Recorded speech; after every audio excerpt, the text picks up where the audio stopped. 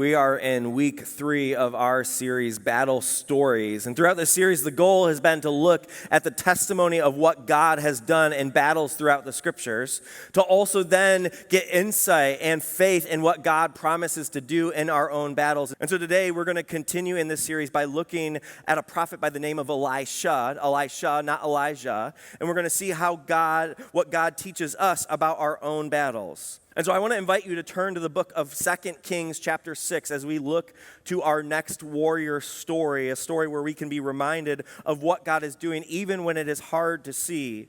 Now we're going to begin in verse 8 and listen to a portion of this story of a warrior prophet by the name of Elisha. Elisha is the successor of the prophet Elijah. Elijah is known for there's this battle scene where he's one of the few prophets left and fire falls from the sky and burns up the sacrifice. He's kind of battling against all the prophets of Baal. Elisha is the successor. He continues in the work of his mentor, and God does some amazing, miraculous, and powerful things. He actually picks up where Elijah left off. Elijah gets carried away in a chariot to heaven, and Elisha continues in his work. Now, because of the way he hears God's voice and responds and encourages people, and because of some of the miraculous things that people see, it's not long before kings are also seeking out Elisha for his help. He ends up actually as a key support for the Israelites as they're suffering things like famine and war. And so it's in the midst of difficult battles that Elisha is alongside of them, speaking and reminding them of God's provision and protection, encouraging them to remain faithful to God, even when it appears that they're in a losing battle. So in this battle, there's a war against Israel. The king of Syria is making plans in private. He's making his battle plans in order to attack the Israelites. And so the man of God here that it's referring to is Elisha, and it tells us that Elisha sends a word to the king of Israel in order to tell him about what's happening. Now, Elisha did not necessarily support the king of Israel, but he also believes it's not good for the nation of Israel to be conquered or subjugated under Syria. And so he decides, all right, although he doesn't love what's happening with the king of Israel, he is going to support and protect and share what he is hearing from God in the midst of this. And then it says, time and again, Elisha warned the king so that he was on his guard in such places. This enraged the king of Aram. He summoned his officers and demanded of them, "Will you not tell me which of us is on the side of the king of Israel?" "None of us, my lord," the king said, one of his officers. But Elisha, the prophet who is in Israel, tells the king of Israel the very words you speak in your bedroom. Now, I love this because the enemy king here is freaking out because he doesn't understand how does our enemy know what we're going to do before we do it. And he says, obviously, there must be a traitor in our midst. Like, who's the mole? Where's the leak? Let's shut it down. And then they tell him that it's none of us. In fact, it's Elisha, the prophet. He says, well, Elisha, who's this man of God, he's actually receiving a word from God about the conversations you're having in private. In other words, Elisha knows what you're talking about even when he's nowhere around. So the king says, go find out where he is, which is obvious, right? If he is hearing from God what they're going to do, like, let's take out that guy. He's the reason they're winning. So take him out, the king ordered, so I can send men and capture him. Then he sent horses and chariots and a strong force there. They went by night and surrounded the city. When the servant of the man of God got up and went early the next morning, an army with horses and chariots had surrounded the city. The servant goes out and he gets one glimpse and he says, oh no. Like, he looks around, what are we going to do? Because they're surrounded. So there are moments in the battle when it appears that we are losing. This is the moment for the servant that he walks out. He's like, they stopped our plan. He looks out and he says, I see the horses, I see the chariots, I see the army. Like, what are we going to do? You and I in our own battles, it is so often that there are moments when we look around and we feel surrounded because by all observations, we're about to lose. Moments when everything that we can see just is evidence that we're surrounded by the enemy. Like, he's got you cornered. On one side, it's our own sinful tendencies that keep drawing us back in over and over and over again. And the enemy's like, he's got a target. He's got you on lock, and he keeps winning. On another side, he has the world trying to speak to you and whisper you and lure you in, saying, all right, let's talk about what's good and right and holy, casting doubts on things that you believed are true. On another side, he's speaking lies to you, lies about who you are, lies about the love and the grace and the mercy of God, lies about the things that you fear. He destroys you with words of condemnation and doubt, and words that make you question your own worth. And the reason that this is such an effective thing when we feel surrounded is because he's a really good liar. And so we look around and we see evidence that the enemy is winning because he's a liar, and he points out the things that we tend to believe are true that aren't true. But here's the thing, in the midst of the battle, as we become more aware, this is why we're telling these battle stories, because when we see how the enemy operates in battles throughout history, we see how the enemy continues to operate today. And the quicker we are able to tell that he's a liar and how he is attacking us, we are better able to spot his tactics. And so my hope is the sooner you're able to realize that when I feel like I'm alone, that's a lot. The sooner I realize it, the sooner I realize it's a tactic of the enemy, that I can then replace it with the truth of God. The sooner I realize when I hear something come to my heart and my mind, like I'm not good enough, that I know that those words of condemnation are from the enemy, that I can look to the words of truth that God speaks over me, that the sooner we recognize the tactics, the sooner we can look to the truth of God. And so listen to how Elisha responds in verse 16.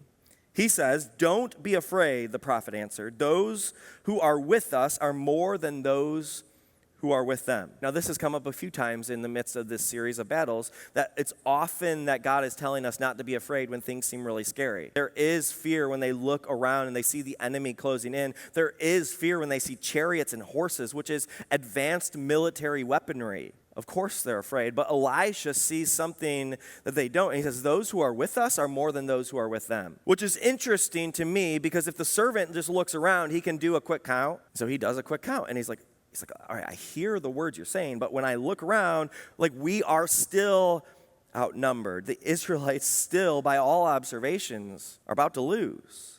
And so in verse 17, Elisha doesn't just speak that truth, he prays. He says to God this, Elijah prayed, "O Lord, open his eyes so he may see." And then the Lord opened the servant's eyes, and he looked and he saw the hills full of horses and chariots of fire all around Elisha. See, when the servant goes out and he looks around, there's the way things appear, and there's the way things are. And the way that things appear isn't really the way things are. He does the math, and he thinks that they're outnumbered, but the reality, the truth, is that God's got them outnumbered. And so then when Elisha prays, all right, open his eyes, let the servant see, open his eyes that he might see, then he's able to see something different. I believe God wants to open our eyes. Because you and I are all facing some kind of battle, a battle in our home, a battle in our workplaces, with our friends, in our marriages, a battle through our experiences, a battle against sin. And I believe that God wants to open our eyes. There's some things that you can't see that are truly present. And so God wants us to have our eyes open, to realize that when you feel like you're losing, that God's about to claim victory. When you feel like you are outnumbered by the enemy, that God has an army that you can't see. That when you feel like you've lost, that the cross has already declared the victory. When you feel like death gets the last word, that you see that God offers resurrection. And so Elisha prays, and the servant can see something different. And so what if we prayed that God would open our eyes to truly see? It's interesting what the servant sees before and after God opens his eyes. Before God opens his eyes, he sees the chariots and the horses, which is legit military weaponry. It is very advanced weaponry. But what's incredible to me is this incredibly advanced weaponry, once God opens his eyes, he sees more advanced weaponry. He sees chariots of fire. It's like he looks around and he thought oh no, we got chariots, and God's like, watch this. I can one up that, because God's got more firepower than the enemy has. And so God shows him chariots of fire. In other words, the worst attack of the enemy doesn't compare to the firepower of God. And I believe that when it comes to our own life and our own battles, God shows up with fire. Is it a battle for a particular relationship that it feels like you are hitting a wall? Is it a battle against a repeated sin that you've tried to change, you've tried to correct it, and you feel like you keep losing? Do you feel like you are turning to the same ways to cope with your loneliness over and over again? Are you fighting against a fear that you feel like you can't win? Are you fighting against wounds of abandonment? What is the battle that you're in? Because the enemy knows where to attack you. He targets you really well, But no, in that battle, for every targeted attack the enemy takes, God offers more firepower. And God is closing in on the enemy with chariots of fire. He closes in to burn away the betrayal, to burn away the lies, to burn away the fears, and to make room for peace and joy, to make room for love and forgiveness. He sets you free from what the enemy did when you were left. He sets you free from what happened when you were hurt. He wipes away every tear. He washes away every sin.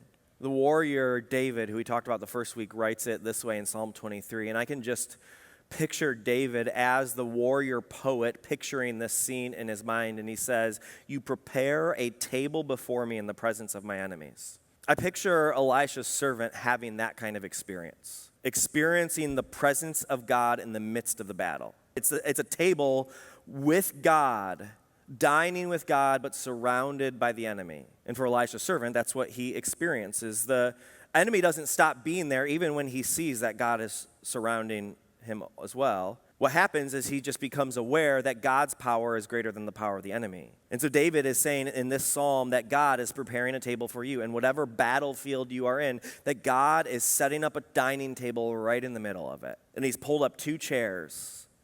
And he's setting out a feast for you. And he's going to sit on one end, and you're going to sit on the other. And as you sit face to face with God, he wants you to know that there's nothing that you have done that can keep you from that table, that your past is past, that your sin does not keep you apart from that table. No tragedy will keep you apart from that table. And so Jesus invites you to sit at that table with him. Your regrets, your mistakes, your failures, none of it keeps you from having that feast with God. But that table then is also surrounded by enemies. And so the question is, as we sit there with Jesus in the midst of the battlefield, are we going to look to the face of Jesus, or are we going to look and listen to the enemies who surround us? Because you have a choice. You can sit in the presence of Jesus, listening to Jesus and the words that he is speaking over you and to you. You can gaze into his eyes as he sits with you, or you can listen to what the enemy says. You can be overwhelmed by the presence of the enemy, or you can be overwhelmed by the presence of God. Where you look is going to determine what you see. And so you can look to Jesus, who is sitting with you and eating with you, who is more powerful than any enemy that you can come up against, or you can look around you to the enemy and listen to his lies. You can look to the chariots and the horses that surround you, or you can look to the chariots of fire that overpower the enemy. Imagine sitting at that table with Jesus and hearing him say, you're a conqueror. And the enemy's all around, and he's telling you why you're not a conqueror. He's telling you what you're about to lose to, and Jesus is sitting there looking you in the eye saying, you're more than a conqueror. You've got this. And the enemy just keeps shouting, keeps whispering, keeps doing whatever it can to distract you from the truth that Jesus tries to speak to you. We are warriors in this battle. And as you step out that door as a follower of Jesus, it doesn't matter who you were or what you did. You are now a conqueror. You're more than a conqueror through Jesus.